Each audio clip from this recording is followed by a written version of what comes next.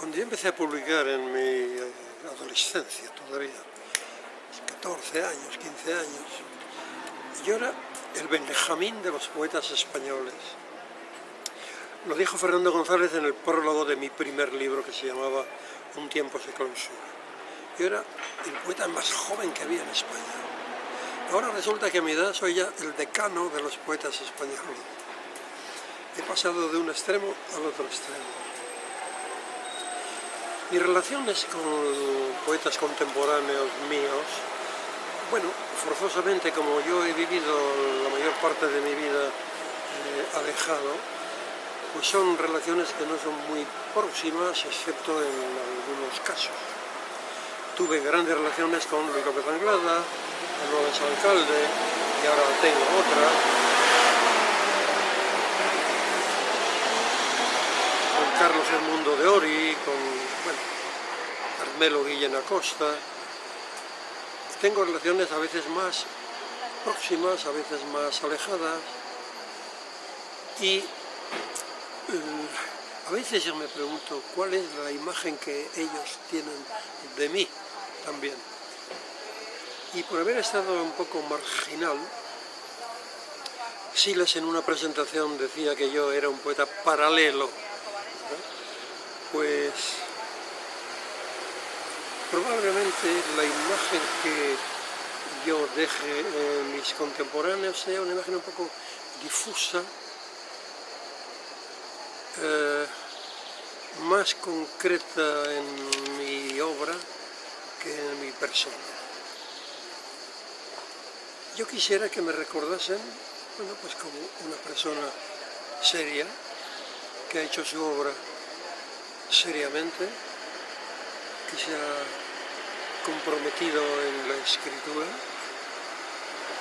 y que siempre ha antepuesto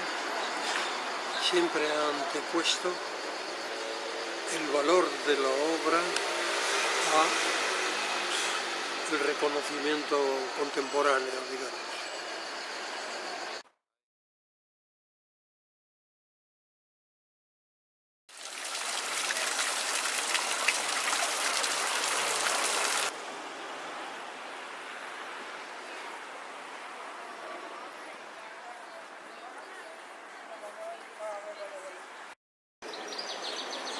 Por razones personales, hace algunos años que no regresaba a España, he podido hacerlo ahora y verdaderamente para mí es como un rejuvenecimiento, diría yo, ¿verdad?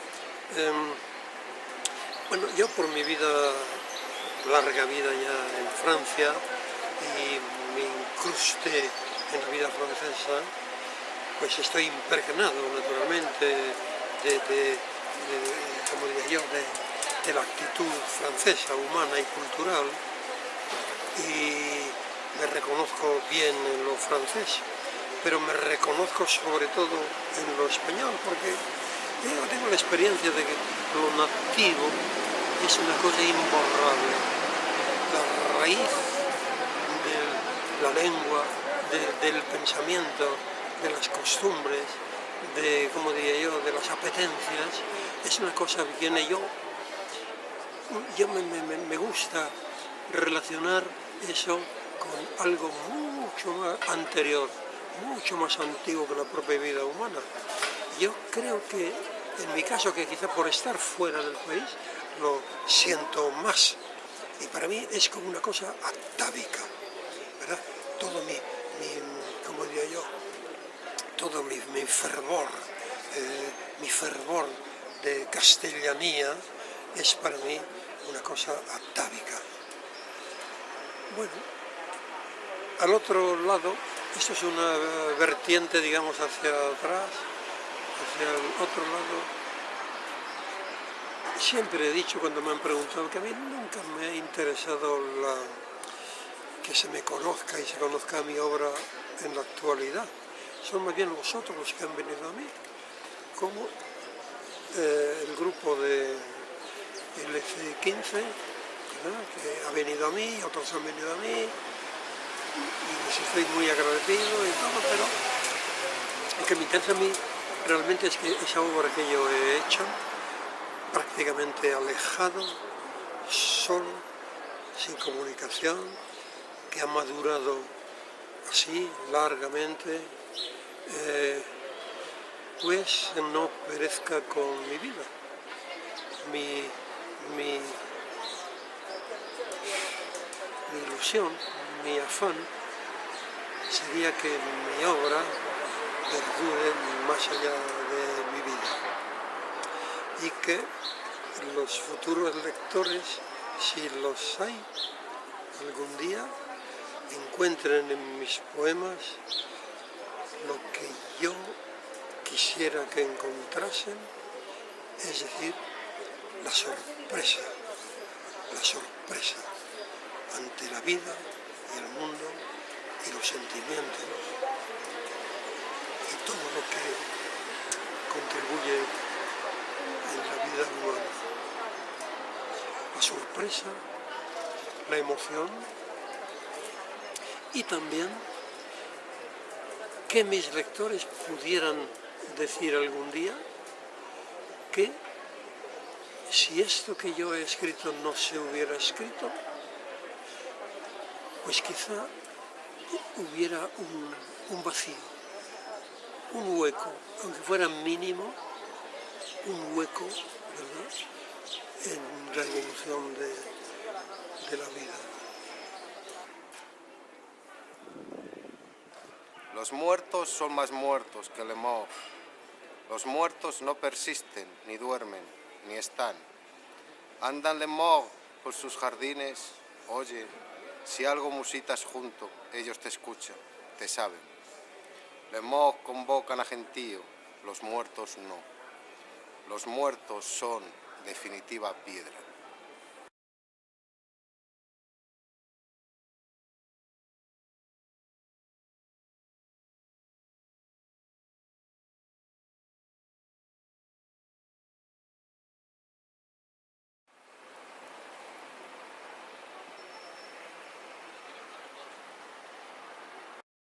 Chupar el origen del mundo. Bueno, está bien ese poema. La sombra.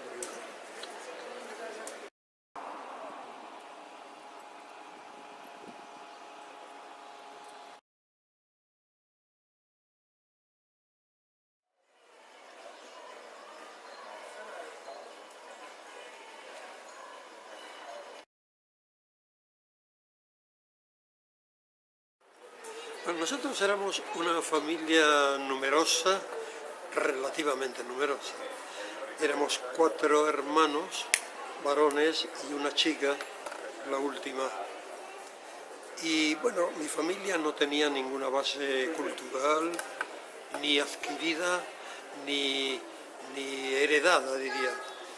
Mis padres pues habían hecho una escolaridad muy sencilla, como se hacía entonces, y no tenían ninguna base cultural.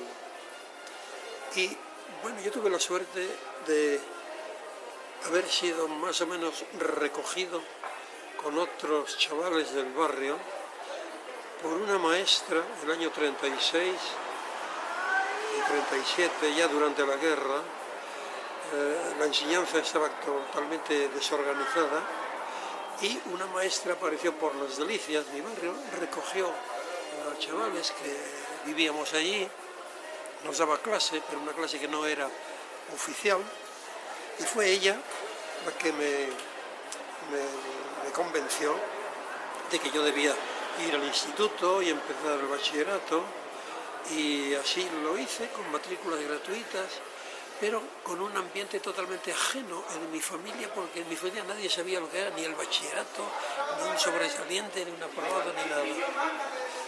Mis hermanos, varones, los 3, pues han sido artesanos, pero también alejados de la literatura porque pues,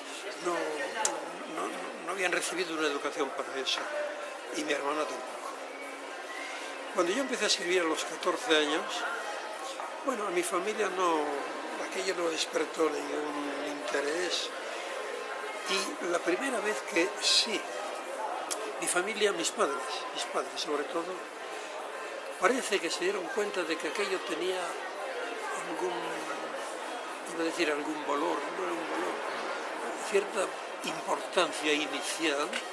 Fue durante el acto que se celebró en homenaje a don Narciso Alonso Cortés por su jubilación.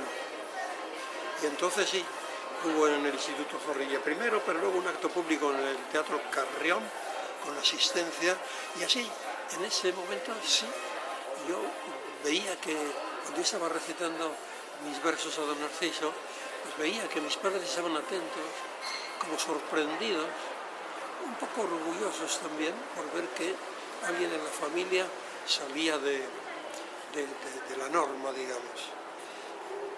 Pero mi familia no tenía ninguna cultura ni general, menos aún poética, de tal manera que yo a veces me pregunto por qué yo, y por qué yo soy poeta, y por qué yo he hecho mis estudios y una carrera universitaria, y no encuentro una explicación racional. A veces es como si yo tuviera una protección, como que yo he tenido en mi vida, a lo largo de toda mi vida, una protección de la que sigo disfrutando todavía a mi edad.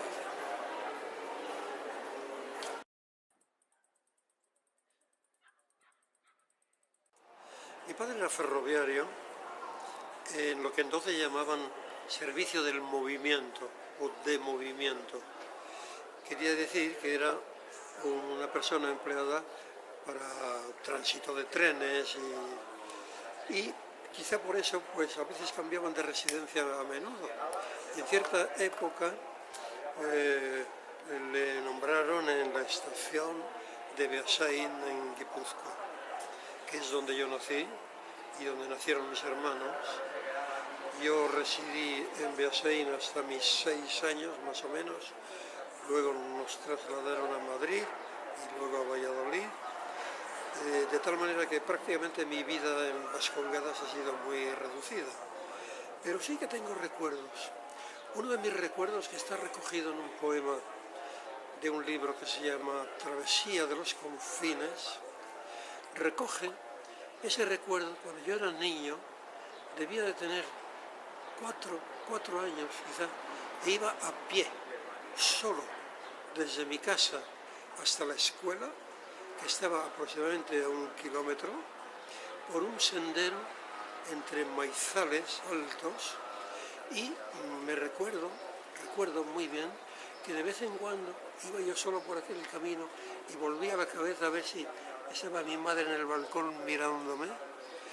Y ese, bueno, es uno de los recuerdos de mi infancia que me ha quedado grabado. Y otro recuerdo fue el día en que abandonamos Beasain para trasladarnos a Madrid. Y también recuerdo la ventana del tren viendo alejarse Beasain, mi pueblo natal, ya para siempre.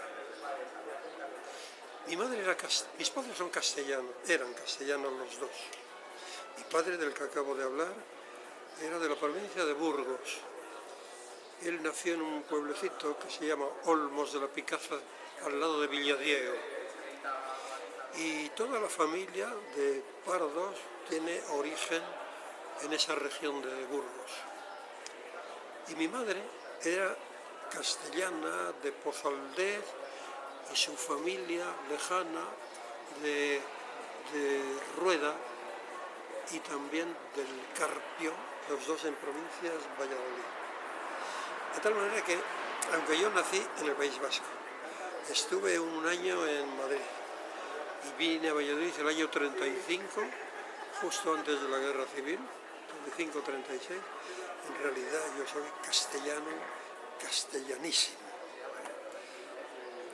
Muy bien. El agua no se puede vaciar, ni el aire, ni el mar, ni las llamas del fuego, ni los espacios, ni la fricción de los sentidos de uno, ni esos desdenes de la oscuridad.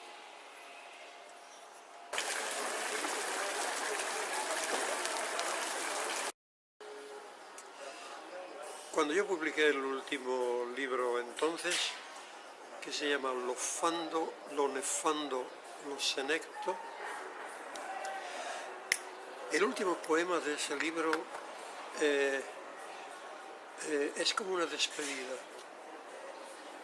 Habla de la situación del poeta, que ha olvidado su propia obra.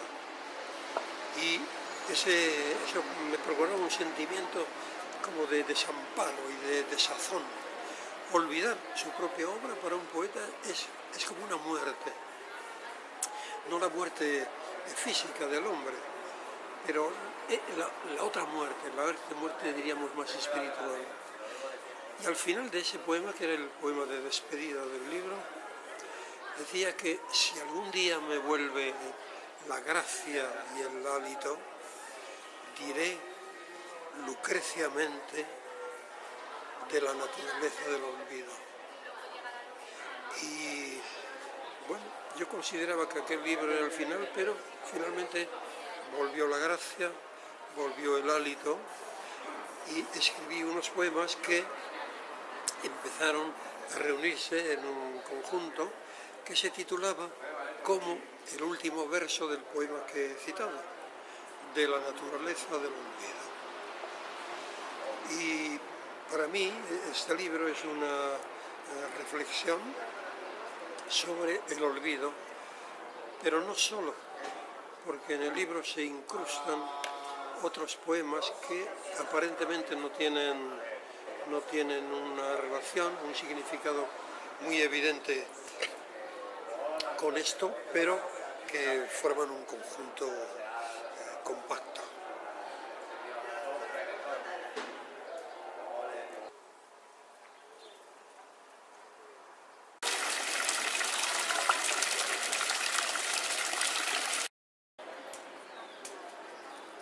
Yo desde el principio de mi obra siempre he tenido una identificación con el pasado y con el futuro, quizás más que con el propio presente.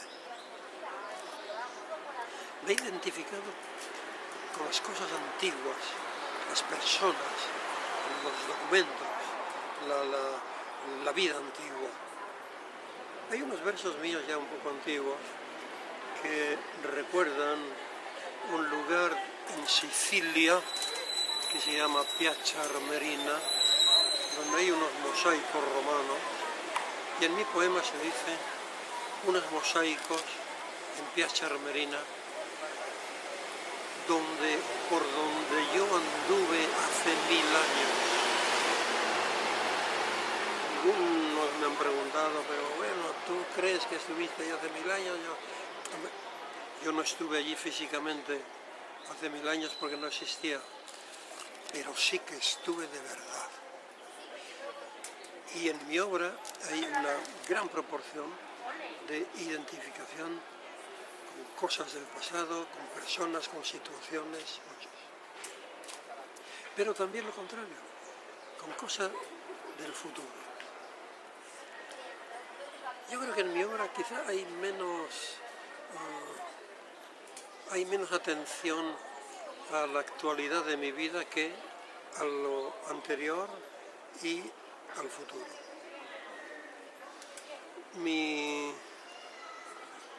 No sé si se puede decir preocupación, pero no me interesa tanto la actualidad, la fama, el éxito que pueda tener mi obra, sino el que mi obra perdure. Y en poemas míos algunos se habla de una biblioteca milenaria en la que hay uno y una que pasan el dedo, la yema del dedo sobre mis poemas, ¿verdad? Y eso sí, la pervivencia de la obra, eso me interesa sí fundamentalmente. El mundo que vivimos nosotros,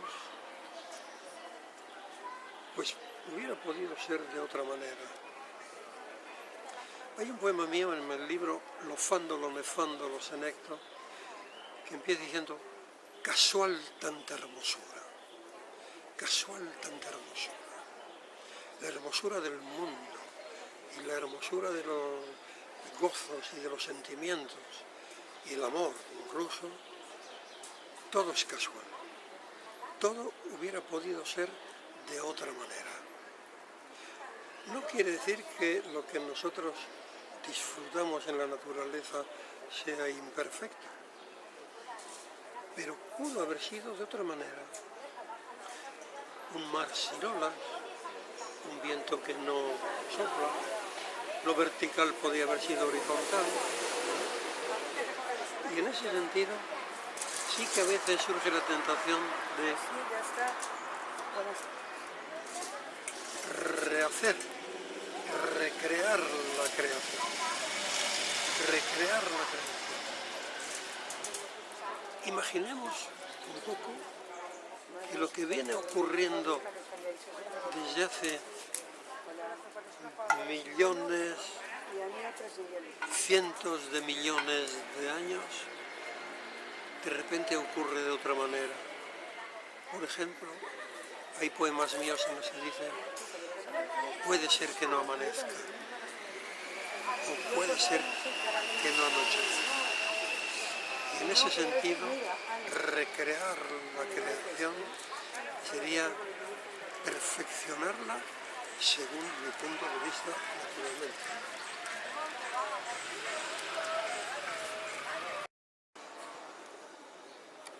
El mundo nace cada vez, nacido de un nuevo estruendo que es el mismo. Me sumerjo en pensar que hay muertes sucesivas ignoradas, que cada uno sabe en sí sus muertes renovadas sin saberlo, como en el poema aquel que escribí, que cada que descubre sus asombros recupera perdidas estaciones que supo y ya no sabe. Sabiduría en majestad, saber uno que supo.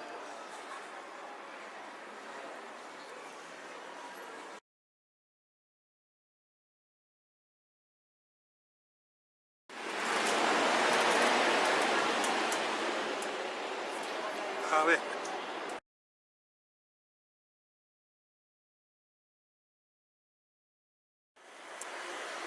No es fácil llegar a comprender lo que encierra el concepto de amistad. La amistad es un concepto vago.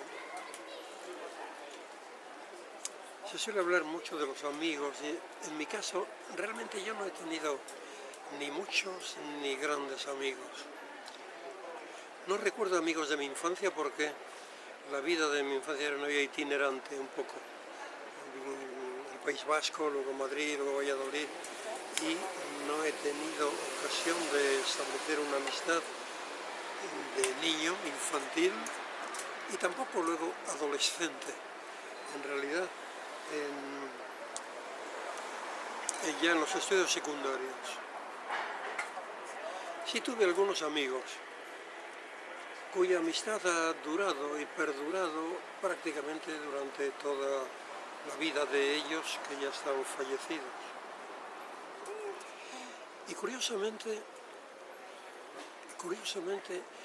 en Francia no puedo decir que tenga amigos. Lo que allí llamamos amistad es más bien una relación cortés, profesional, rara vez una amistad íntima, de esas amistades que permiten una identidad y en las cuales un amigo se identifica con otro. Francia es un país de cortesía, de muchas formas, y yo no he conseguido, no puedo decir que tengo amistades de verdad. Y es muy curioso, porque la persona que yo considero amigo real, amigo sincero, total diría yo, no ha sido ni español ni francés. Era un chico noruego que venía de Oslo, que estaba en el mismo instituto de enseñanza media donde yo estaba en Normandía, en Rouen, y quizá por eso, porque éramos dos como diría yo, exóticos en cierto modo, estábamos por encima de las relaciones formales de la gente de allí. Y bueno, hemos tenido una amistad tan grande que ha durado mucho tiempo. Estoy hablando del año 53 y ha durado prácticamente hasta su fallecimiento hace 3 o 4 años. Y ha sido una amistad verdaderamente sincera, honda y de verdadera identificación por encima de todo lo que puede suponer la distancia espiritual e intelectual entre un castellano y alguien que vive en los fiordos del círculo polar. Bien, sí que tengo amigos, tengo relaciones, más bien que amigos son relaciones. Tengo relaciones humanas, tengo relaciones dentro del mundo de la poesía, tengo relaciones dentro del mundo profesional, también universitario, ¿verdad? Pero yo diría que en mi vida ha escaseado la amistad real, profunda, excepto lo que acabo de decir.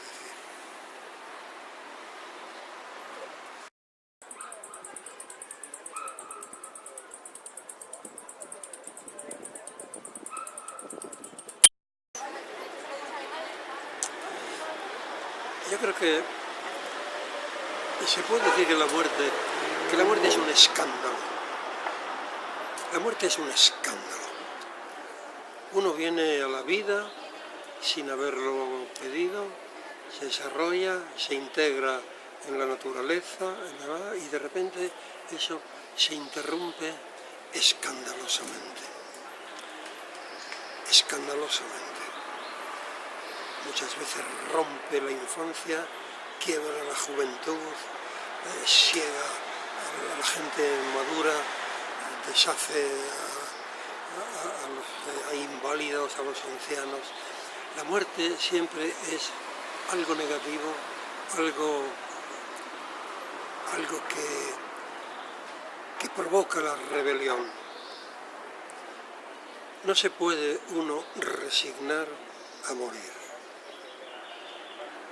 Hay gente que acepta la muerte por sus circunstancias, pero en general la muerte es algo impuesto, algo que nos viene del exterior, que no hemos solicitado y que es verdaderamente un acto escandaloso.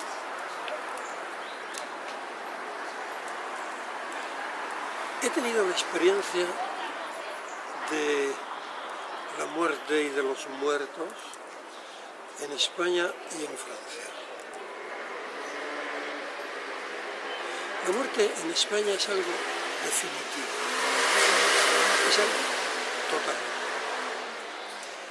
En Francia la muerte no es algo definitivo, no es una cosa total. En un poema de este libro se habla de la muerte, los muertos y le mort en Francia. Y se dice en ese poema que los muertos franceses pasean por sus jardines, porque los cementerios son como jardines cuidados. La gente acude, ve, cuida, pone flores, se habla con los muertos. Los muertos tienen una presencia. En Francia, yo recuerdo de muy joven, quizá de niño, un refrán español que siempre me ha impresionado, que es el muerto al hoyo y el vivo al bollo, que quiere decir ruptura total, absoluta, entre la vida y la muerte. Y aquello de Becker, que solo se quedan los muertos, en España entre nosotros es verdad. En Francia los muertos no se quedan solos. Los muertos están allí, en su jardín, que es el cementerio, y en España la muerte es una ruptura, es una cosa verdaderamente que quebranta la vida de verdad. Aparte de eso, naturalmente uno tiene siempre, que queramos o no, siempre tenemos por instinto de conservación quizá una esperanza de supervivencia de una manera o de otra. Cuando uno tiene fe religiosa, pues tiene la esperanza de la supervivencia más allá. Cuando no tiene esa esperanza religiosa, pues tiene también la idea de una supervivencia de otra manera, que quede su nombre, la fama, su obra, etc. Pero yo podría resumir esto diciendo que para mí la muerte es como un incruste en el tiempo. Uno se incrusta en el tiempo, con la diferencia de que entonces es en el tiempo definitivo.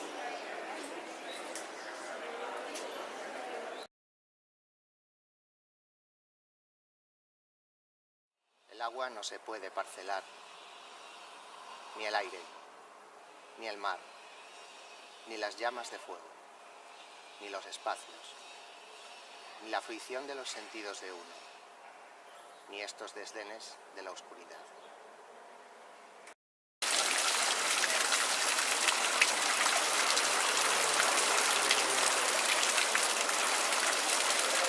En neutro, porque para mí eso supera. En realidad los géneros son una fragmentación. Y cuando yo ahora en mis poemas, yo ya no digo el árbol, digo lo árbol. Y cuando yo digo lo aire o lo sol, para mí eso tiene una amplitud, ¿verdad?, muchísimo mayor.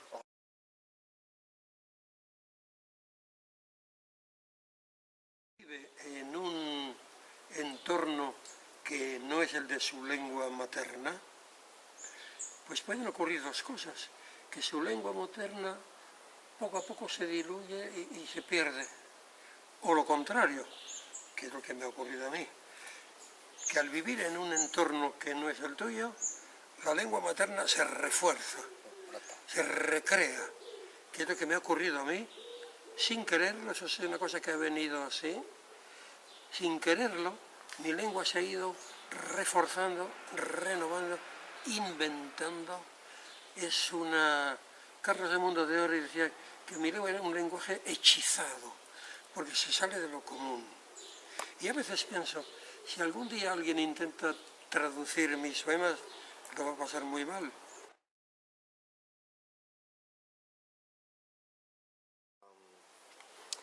Lo que yo pueda estar diciendo ahí, contando con mi obra, que le llegue a tan poquísima gente. Es más, dudo de que realmente le llegue a alguien, ¿no? Pero bueno, de alguna manera llega a algunos, ¿no? Y sí que me frustra un poco, ¿no? No es que yo quiera tener... Sí, yo quiero tener un gran eco, porque cuanta más gente lo vea, a más gente le va a llegar, ¿no? Pero quiero decir, no es que me preocupe, sino que me frustra un poco, es como para qué yo estoy haciendo esto, ¿no? Y aunque uno no esté con la actualidad, pero tú también comentabas hace un momento que efectivamente hay obras que se quedan viejas, ¿no? Aunque no vaya uno con la moda ni con nada de esto, ¿no? Uno está haciendo su obra. En mi caso también voy un poco a mi aire y a mí sí que me sucede eso, ¿no? Y me refiero a ese nivel, ¿no? A ese nivel de... Porque tú estás trabajando y no te preocupas de nadie, ¿no? Es lo tuyo. Exactamente, sí, es una soledad. Claro, pero luego después, a mí sí que me gustaría, ¿no? Que más gente lo... Que tuviese un eco. Claro, sí. Por ese motivo, Bueno, ¿no? toda obra, sobre todo en pintura y en poesía, en las otras quizá no. En la escultura o el arte dramático, cosas así, no. Pero en pintura y poesía es obra de uno, es individual, son obras de soledad. Yo creo que la pintura y la poesía se distinguen en que quizá ahora hablo de lo contemporáneo, no de Velázquez, que la poesía es, a pesar de todo, más asequible que la pintura. La pintura necesita a veces una interpretación. Esto que decíamos antes de las formas que se mueven, ¿verdad? Uno cuando está delante de un cuadro no siempre capta lo que el pintor quiere decir. En poesía quizás es más fácil porque incluso lo que llamamos la poesía oscura, que no se entiende así, de primera lectura, bueno, pues buscando y trabajando llega uno a entender, a descifrar lo que el poeta ha querido decir, aunque lo diga oscuramente. Pero en pintura quizás sea más difícil.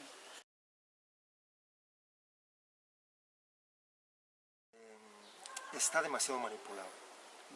Más que, Sí, también. que ir desconociendo, es al revés, va conociendo demasiado, ¿no? Sí, Pero demasiado me refiero, demasiado, porque va con plantillas. claro. Es decir, no se deja guiar.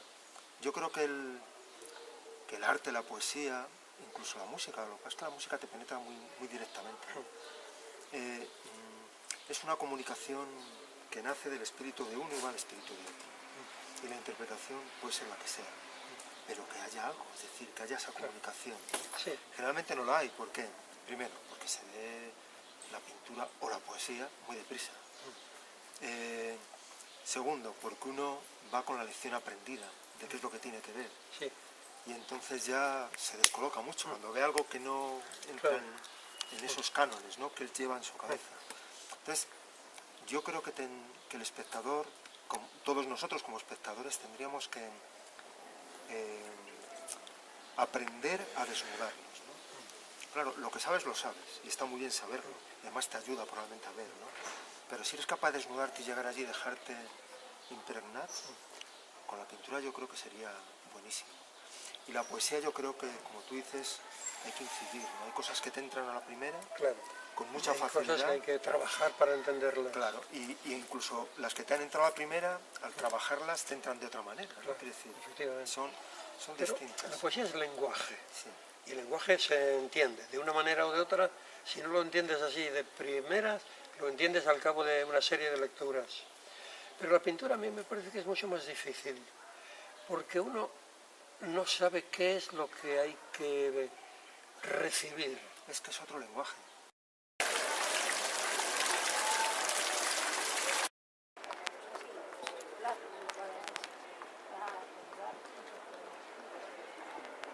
Libre, muy libre. La pintura se te mete. Y estás hablando ahora como espectador, Claro, claro. como espectador Sí, sí, sí, pintura. sí. Pero incluso como autor, cuando yo pinto, luego pues lo veo. Yo cuando Claro. pinto no sé muy bien lo que estoy haciendo. Ya. Y luego yo lo veo Va viniendo. y voy haciendo mi propia interpretación, voy construyendo una especie de discurso. El cuadro se va haciendo solo en realidad. Efectivamente. Que te manda, te va mandando a ti. Efectivamente. Claro. Y un poco lo mismo creo yo que debería suceder con el espectador. Yo lo intento como espectador, es muy difícil. Es muy difícil. Para mí como espectador es difícil. Porque no le damos tiempo, ¿no? Yo creo que eso lo sucede cuando ese cuadro lo tienes tú. El que te compra un cuadro y se lo lleva, lo tiene y lo va viendo. Y le va... Y tú lo pierdes. Bien, pero eso no importa. No te importa. No, en absoluto. Pues mira, ahí hay una diferencia porque en nosotros publicas un libro, pero bueno, hay ejemplares y se publica y tienes uno en casa, ¿verdad? Pero en pintura, a mí me parece que debe ser muy doloroso. No, para mí no es nada doloroso. Que un cuadro, una obra en la que has puesto tú un afán y un amor y una cosa, desaparece, luego ya no sabes dónde está. Algunos lo comparan con los hijos, pues efectivamente. Yo Es no lo verdad. comparo, pero los hijos también tienes Ya. que dejarle que se vayan. Ya, ya. Que tengan su Pero puede propio- llegar un momento en que el pintor, porque eso me sucede a mí, fíjate, no en mi libro este último, en el anterior, el último poema empieza diciendo, resulta que no recuerdo los poemas que he escrito. Claro.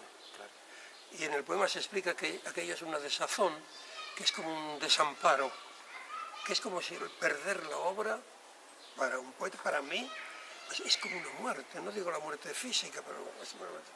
Y claro, yo digo, en el pintor, que por necesidad yo diría, claro, por obligación, ¿verdad? Tiene que perder sus cuadros sin que quede constancia de aquello. Bueno, ahora supongo que sí, que hay fotografías y eso, pero antiguamente debía ser una cosa muy dolorosa. Yo cuando veo un cuadro que tiene alguien mío, me encanta porque le redescubro. Ya. Y le redescubro con la óptica que tengo en este momento.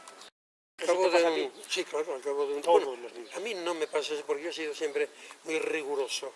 Pero eso te pasa luego, ¿no? Digo, cuando vuelves a ese libro, aunque haya sido riguroso, ¿no le ves que está en otra época? Que no No es me pasa mucho porque como yo he vivido aislado y fuera, he hecho una poesía casi secreta, diría yo.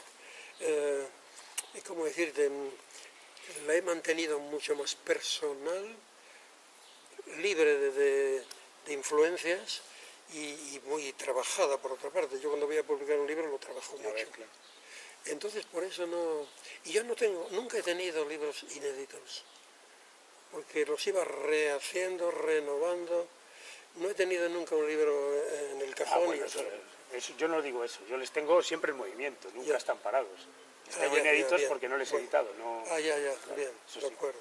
Y luego hay algún libro primerizo o librillo, vamos a llamarlo, que sí. ese sí que le he dejado ahí, Así, ya. pero sin más. No. Ya. Y luego por otra parte yo tengo horror a que un día aparezcan poemas míos que yo no he querido publicar y que empiecen a dispersarse por ahí, y eso a mí me horroriza.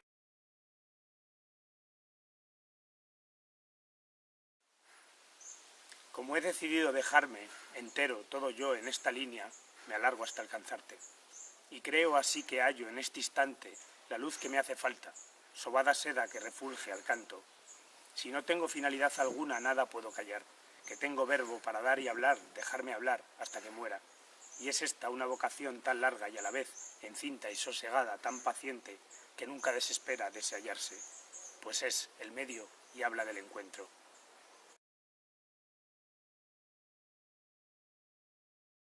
Sergio, mira lo tuyo. Y apareció una carpeta así. Digo, todo eso es para mí. Era correspondencia y tal. Y sacó la primera. Y la primera carpeta era una carta que yo le había escrito a él. Esto debía ser el año 44, 45. Y yo le mandaba un poema que se conserva allí. Y solo allí. Y aquí aquello me estremeció. Yo dije, bueno, ¿qué voy a hacer para...? Y De alguien me recuperarlo. dijo, no te preocupes porque no se puede publicar sin tu consentimiento. Lo cual creo que no es del todo cierto. Pero me las voy a arreglar para que ese poema desaparezca, porque me horroriza que un día se publique un poema que yo escribí cuando tenía 16 años y claro que ya no corresponde en nada a mi obra representativa, ¿no? Me parece inevitable. Ah, sí. Me gustan los borradores sucios sí, y sí. silvestres, donde no estaba bien Las hecho. diversas etapas de un Me gusta. poema. Me ¿Te gusta gusta verlo a mí mismo, en lo sí? que yo he hecho. Sí. Ah, sí. Porque ves una mejoría, ves No, una evolución. A lo mejor es porque tengo un poco de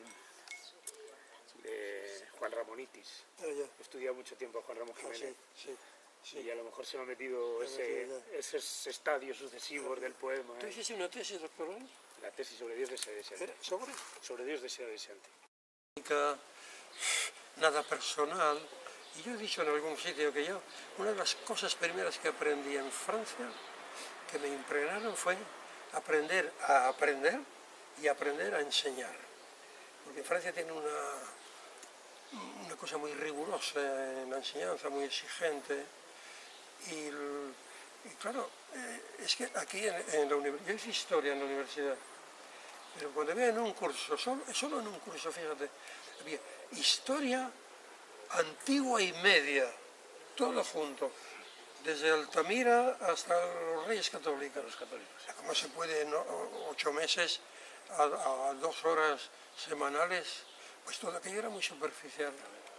Y claro, llego a Francia y eso lo sufrí en mis carnes, porque yo llegué a la Sorbona y me encargan de sopetón 2 cosas. Primero, los españoles en Italia. Y segundo, el caciquismo español en el siglo XIX. Bueno, aquel curso yo trabajé como no había trabajado nunca en mi vida para prepararlo. y no tenía costumbre de eso, de tanto. de cosas así muy precisas. Pero bueno, yo estoy muy agradecido.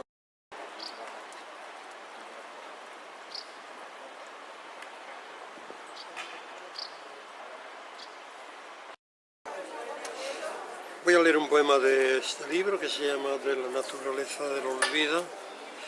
Es un poema más bien breve dentro del conjunto, pero de mucha actualidad, porque se trata de un día caluroso donde yo vivo, en Francia, en Chaville, que dice así: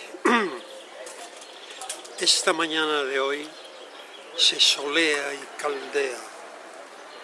Es una gloria andarle las aceras a este sitio, frotar las verjas de la vecindad, observarles las plantas a los jardines, ir hasta donde empiezan los confines del bosque y hacer de su desorden la armonía inicial. Durase el día así de calidez y luz, me lo pudiera extraer de su incruste, arrancarlo como hoja o como flor o como fruta, aprisionarlo entre mis cosas, darle permanencia de allende, de allén, de siempre, sin confines, y solidificar todo este halago y ya hecho un mineral, inmovilizado, incambiante, subsistente, serle que sea mi callado contra la oscuridad, la noche, la memoria menguada, y chuparle lisura como chupo rostros de sílex, piel de antracita, flecha de yeso.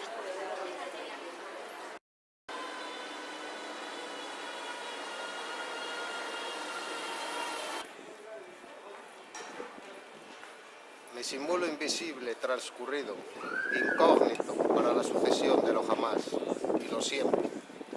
El olvido no vence lo invisible. Me simulo invisible, transcurrido, incógnito, para la sucesión de lo jamás y lo siempre. El olvido no vence lo invisible. El olvido no vence lo invisible. El olvido no vence lo invisible.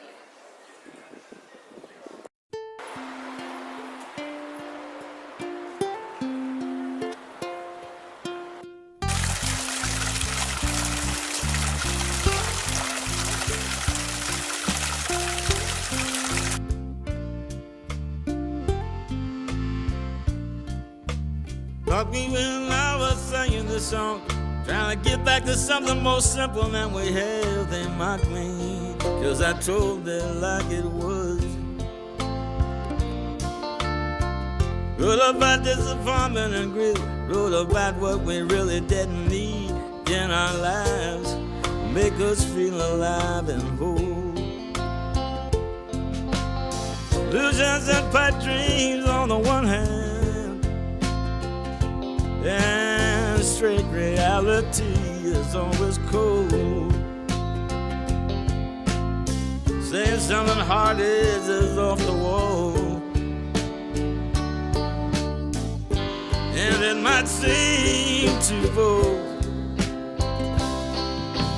Mock me when it got out of hand, nobody tried to understand. Now we've got to keep it simple, and that's that.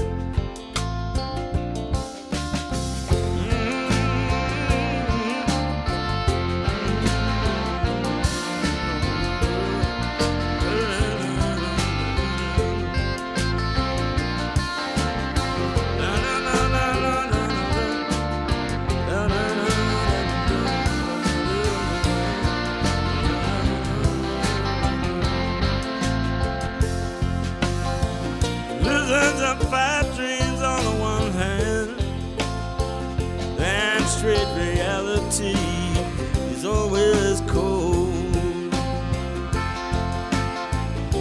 something hard is off the wall, and it just might be beautiful. I'm down here on the running board. Well, I've been any time before, but got to keep it simple to save ourselves. Mark me when I tried to get back, said the train was completely off the track, and we got to get back, something simple to save ourselves. Whoa, we got to get back, something simple just to save yourself. Well, I got to get back to something simple just to save yourself. Well, you got to keep it simple just to, and that's that. Well, you got to keep it simple nowadays, and that's just that. Whoa, you got to keep it simple nowadays, and that's just the way it is. And you got to keep it simple these days, 'cause that's the way it is. Well, you gotta keep it simple, and that's that.